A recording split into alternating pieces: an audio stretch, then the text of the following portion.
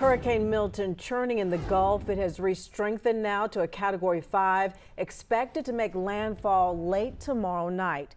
Now in Florida, mandatory evacuations are in place in counties from the Gulf to the Atlantic coast. Tampa is directly in its path. Experts forecast the storm surge could be as high as 15 feet. And listen to the dire warning. Officials are saying to people there, if they stay, they may not survive. Say you're in a single-story home, 12 feet is above that house. So if you're in it, basically that's the coffin that you're in.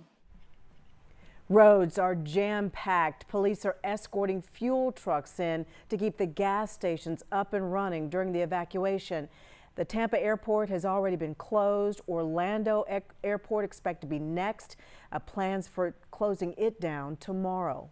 And tonight we're getting a look at the devastation left in Batcave, North Carolina. That's a small unincorporated area near Chimney Rock and Lake Lure. Usually it's just a small mountain community along the Broad River. But tonight that same river has cut it off from the rest of the world. Yes, all the roads in and out are washed away. Channel 9's Hannah Getz took the only way in, a makeshift pedestrian bridge. This is Batcave, North Carolina. What's left of it. The mountain community sits in the lower elevation of Henderson County along the Broad River. Batcave was completely an island. The 4 ways in was washed. The community was once connected to more populated towns by Highway 64. Now, it's connected by this makeshift pedestrian bridge, built in part by DOT and Kannapolis fire crews. We were there when the first couple people come across. And it was just, it's just almost like a freedom to get out and interact with other people. Kannapolis Fire Chief Tracy Weinkoff has been working in this area for days. Up until that point, we had been pulling everybody across by raft, and there were people that just wasn't able to make that. Chief Weinkoff took us as far as crumbling Highway 64 would allow. With nothing much left to hold it up, engineers are saying it won't take much to bring it down. So one by one, the people of Batcave and rescue teams cross the bridge to get supplies in and people like Blake Smith out.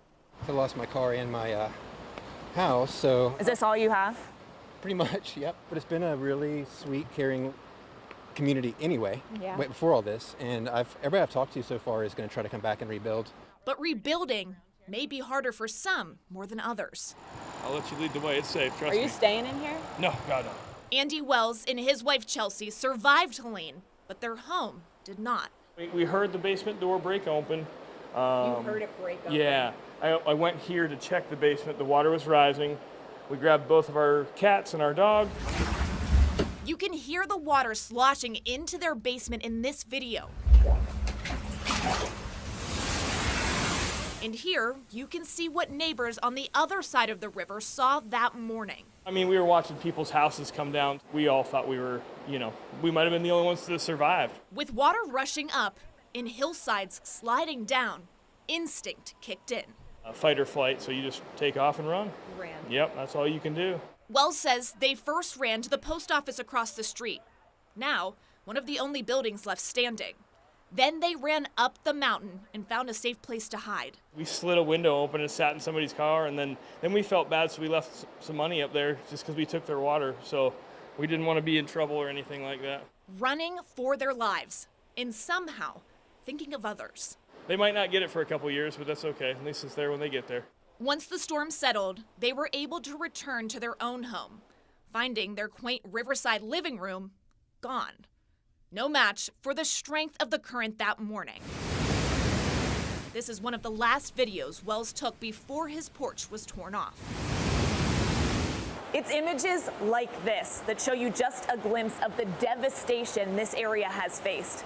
Yet somehow the people who live here are finding a way to be thankful and help each other.